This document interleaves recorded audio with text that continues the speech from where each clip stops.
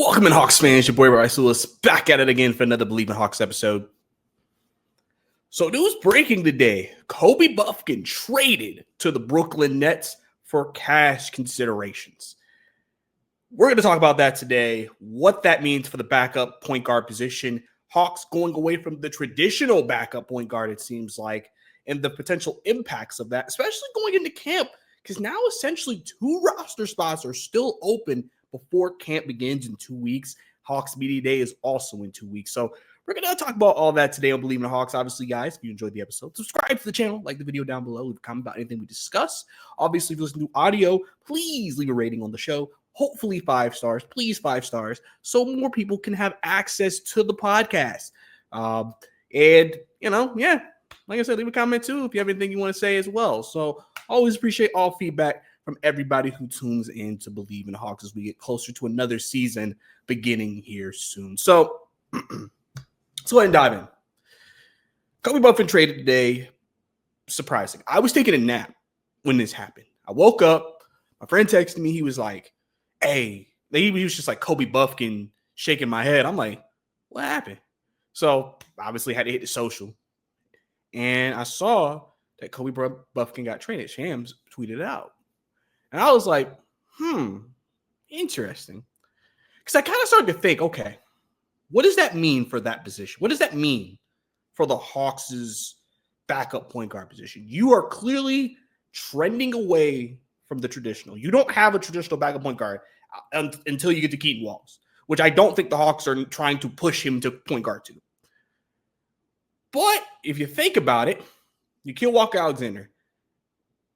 He is by some considered a point guard that is just big enough to play wing, essentially. So you would assume he would take some of the responsibility in filling that role. Luke Kennard, also a really solid passer. That's one of the most underrated parts of his game is his passing ability. You would assume he would take some of that role. And then obviously Dyson Daniels, who was primarily the backup PG last year, is going to be probably back in that role. I know I was saying this offseason, I didn't see the Hawks intentionally putting him back there, but and they still don't have to, essentially. But he also has some point guard by trade background, like Nikhil. So he's another option. And then obviously Jalen Johnson, they could just have him run point forward. So they have names they can put in replace of Kobe Bufkin. But the thing that people wonder about is the timing of this trade. It happens 2 weeks before training camp. Why so late? So I thought to myself, is it possible that Kobe Bufkin asked out? Did Kobe go to the Hawks and say, I think it'd be best for both parties if I leave? Because when you're cash consideration somebody, that's a salary dump. They salary dump Kobe Bufkin. This wasn't a we want something of value back. So clearly it feels like this was a very clean split. Like this was both sides wanted this split if you're dumping salary. And the Hawks, I think, now have like 7.7 in cap now, million in cap because of this trade. So, I mean, they still have the ability to add people. And now they have an extra roster spot also freed up. And they essentially have 2 roster spots freed up because Caleb Houston's on a non-guaranteed contract, so they could cut him after camp in preseason. They also signed Jalen Johnson's brother the other day to an Exhibit 10 contract. And I believe they signed another guy, I can't remember off the top of my head, to another Exhibit 10 contract. So they got some bodies in there competing for some spots. It feels almost like NFL camp where you're competing for a spot. Usually NBA teams, they usually want 1 through 15 already filled, and then you just got some 2-ways, and then you got some bodies. Hawks are kind of approaching this almost like, as Otzi always says, optionality. They just want options. And they have 2 spots they need to fill, and they have a couple of guys competing. Plus, you don't know if they're going to be looking at other teams through preseason and saying, if he gets cut or if he's someone who's available to us, a 2-way or something, because they could go get a 2-way, whatever, and potentially get him on the team. So, that's going to be something interesting to kind of look at from that perspective. But back to Bufkin, did he ask out? And I thought to myself also this. If you think about the backup point guard position for the Atlanta Hawks, you're not going to play 20 minutes. Like, I would say the average backup point guard, if you have a good backup point guard, plays between 15, 18, 20 minutes a night, right? Like it depends too. Like if that point guard also could be a combo guard. Like sometimes like the Pacers will play TJ McConnell and Tyrese Halliburton together. So that's where you get those minutes pile up. Or, other teams that have really solid backup point guards will like kind of play with their point guard. Or, like I said, it's 48 minutes in a basketball game. So maybe you could afford to play your point guard 30 minutes a game. He gets 18, backup gets 18 minutes. With Trey, he's pretty much playing 35. And I know some Hawks fans want that number to go down a little bit, but he's playing like 35. So essentially, if it's a 48-minute game, you're playing 13 minutes. Right? And so if you have a young point guard who's had injury concerns and still needs reps to develop, would that be conducive to Kobe Bufkin? If he's, because I said this last year when he played, the man sometimes is playing 9 minutes. How much better can he get into such short sample sizes, right? And with the injuries, it's almost like if you're the Hawks, it's like, is it worth continuing on with this? And like I said, I don't know. Kobe might have been the one who initiated this. We don't know right now who initiated this and if this is something they wanted to do. But these are just questions that I think need to be asked in this situation. And listen, if they're going to do point guard by committee, that's and that can be effective because maybe this can lead to more minutes for Luke Kennard. They want to maybe get Luke Kennard on the floor more. It can lead to more minutes for Nickeil Walker-Alexander. You may run a Dyson Nickeil backcourt at times, and then you have Luke out there, and then you have, whoever you have at the 4 and 5. Like, there's different things that they're wanting to do here. But this move also is like, it also, just like I said, is interesting from the fact that they've opened up another roster spot, and it makes you wonder, could another move be in the books? Could another move be, considered? That's why I say it's so interesting that the timing of the move and where we are right now. So, that's the interesting part. Now, if we get into Kobe as a player, listen, I've done this podcast for a few years now, actually. And, fans have been very, very split on Kobe Bufkin. Some believe in Kobe, believe that once he gets healthy, he can play. They feel like they have seen things in the times that he has played that shows that he can play. And he just needs to stay healthy, develop, and he'll show us that he can play, right? But there's some who just were never sold. They always said he's a 2 guard. He's not a point guard. He isn't good enough to me. I don't think he's that good of a player. And, that's kind of been the conversation when his name is brought up in Hawk circles. And the issue is, since he's not playing enough, you can't really say yes or no. It's easy to say no just because he could be an injury-prone player, and that could be what keeps him from ever taking that step in his career. But for the guys who believe in him, it's like you just are like, I just need him to stay healthy. And then it's like, show me through a larger sample size that you can't play. Not 15 games here and 5 games here. Like, show me through a bigger sample size. And now, at least with the Hawks, we won't see that. Now, Brooklyn's situation is extremely interesting because they have Brooklyn just has a bunch of players on their team. And it'll give Kobe the ability to kind of play and mess up and learn and grow, because I really do like Brooklyn's head coach. I think he can coach. I think he can develop guys. And so I think that could be a good situation. But at the same time, a Kobe Bufkin, Cam Thomas backcourt is interesting to me. I don't know what to expect from that if I'm the Brooklyn Nets. So that's very interesting. But it's just it sucks that even during the summer league, even though he was one of the leading scorers on the Hawks, he still just was the fan base was split about his performances. He didn't shoot well enough. He didn't show enough passing. It was one of those things where I remember reading, I wonder if it was Keith Smith. He made a tweet about, I guess he talked to a source with the Hawks, and basically was like, there is some nervousness there with Kobe. Like the summer league didn't, like, he showed some things in the summer league, but it wasn't enough to firmly be like, yeah, we know he can do it.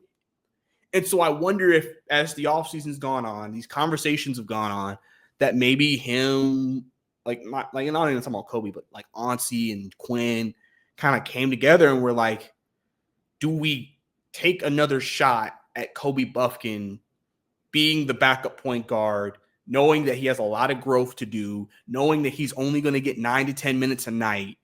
Is that worth keeping him on the roster? Some people have mentioned that fifth-year option. The Hawks probably don't want to pick that up. So if we're not going to pick it up, we know we're going to let him go after this year.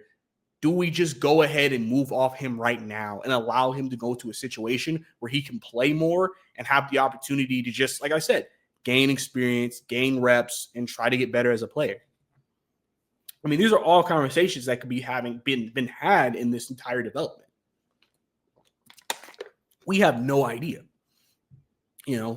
So, I mean, I was a guy who, when it came to Kobe, I was like, I can see it, but I also, there's skepticism, of course, for me. But again, I was one of those, because I'm very much a, let me see you in a larger period of time, a larger reppage of time, before I decide that you aren't the guy or you can't be the guy. I've done that for so many players. I'm just like, brother, I'm not going to say in 10 games, I know you can't play. Because then it could be game 60 where you figure it out and now you can play. So, like, I mean, obviously that's a very large between game 10 and 60. But, you know what I'm saying? Like, it's one of those things where, I like to let the player show me he can't in a larger period of time than he can. So, the Kobe Bufkin trade, very interesting. The Hawks, like I said, look like they're going to do point guard by committee. And like I said, preseason will be interesting because essentially, like I said, you got the point guard by committee by the names I mentioned. Keaton Walls maybe could get some minutes in there. And then, like I said, the Hawks still could maybe go sign a point guard that's out there right now. If they want.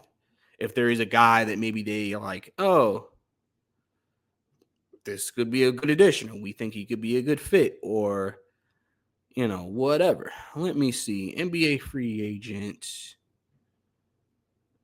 I'm gonna look up who's available in terms of point guards right now in the league. So these are the point guards that are still available. Well, hold on a second.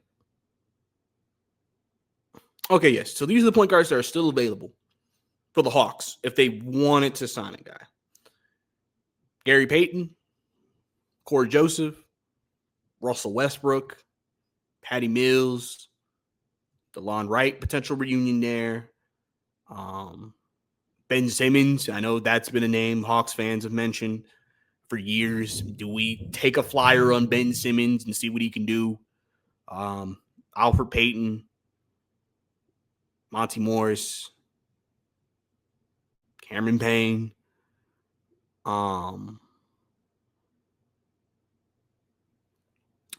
These are all, those are some names that are available. So I don't know if, from what I've told you guys, if that moves any of you.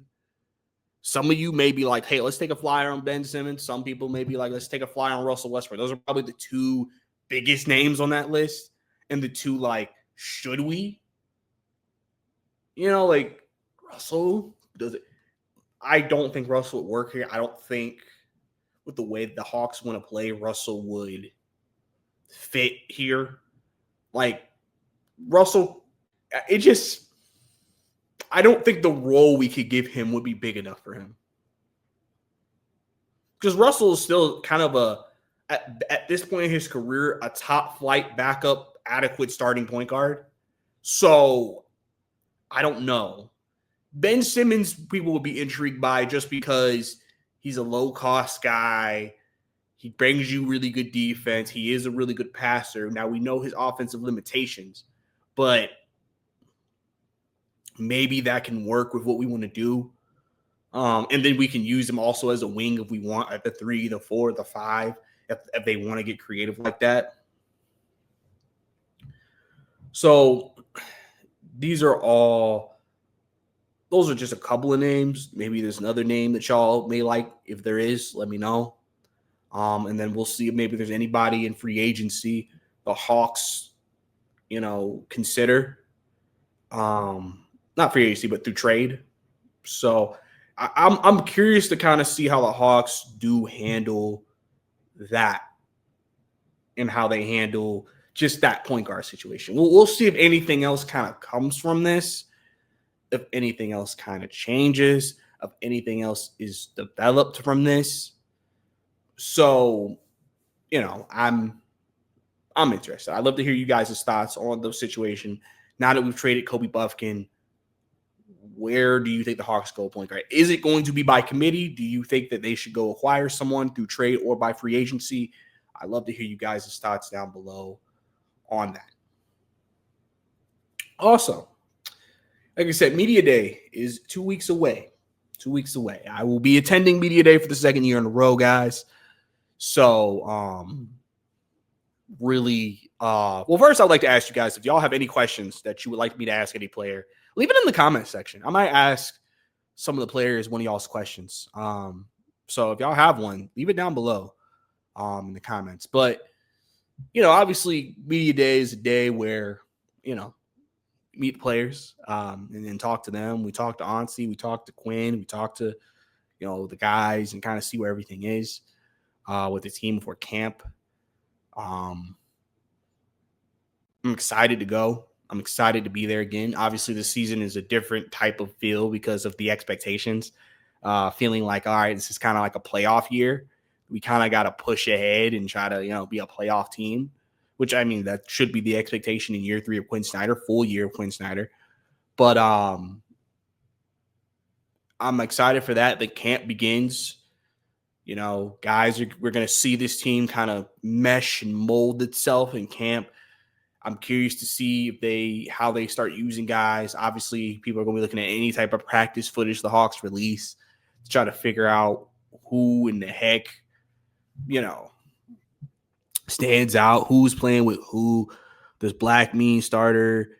Does da-da-da-da-da. Like, it's going to be interesting to kind of see the interesting part of that. And like I said, I wanted to point this out too in camp. I said Caleb Houston's on a non-guaranteed deal, right? So he's competing for a spot. Kobe Johnson, Jalen Johnson's brother, listen, this may sound insane. I think there's a chance that Kobe has a shot to make the team with 2 spots open. Because if Caleb Houston is not guaranteed, if Kobe has a better camp than him, why wouldn't he make the team? I mean, listen, that would obviously involve them giving him a full NBA deal. They could also just promote one of the 2 ways. Like, we don't know. Like, one of the 2 ways they got, they may get promoted to a full roster spot, and then they move Kobe to the 2-way. That is a very possible move they can make. But Kobe has a shot of kind of getting on this roster in some capacity, I think. And like I said, it's like they're doing like an open competition in practice for 2 spots between a lot of young, hungry players. The 2-way, like Jacob Toppin has a shot with this decision to make the team. He's a 2-way now, but they may convert him. That is a very possible path for him. So, I'm very curious to kind of see how things kind of go as we get closer to Media Day. Then camp begins and we go from there. So we're going to see what happens with all that. But I'm excited for the season. That'll start obviously meaning I'll ramp up things here on the podcast. We'll start getting back to posting more consistently just because there's a lot going on. So I'm not trying to just talk about just nothing. Plus, obviously if you've been following my channel on YouTube, I also cover the Falcons. So I've been kind of focusing my attention there. But when Hawk season starts, obviously we'll just be covering both of them as much as possible. So really exciting times coming up definitely for here on the channel. So definitely subscribe if you want to be a part of that. And obviously, if you enjoyed this episode, like the video, leave a comment down below. If you enjoyed it through audio, give me 5 stars, show your boy some love, and follow me on X at Bryce_2K, where you can keep up with me, interact with me on Twitter. And And yeah. So we're good with that. So I appreciate you guys tuning in for another Believe in Hawks episode, and we'll see you next time.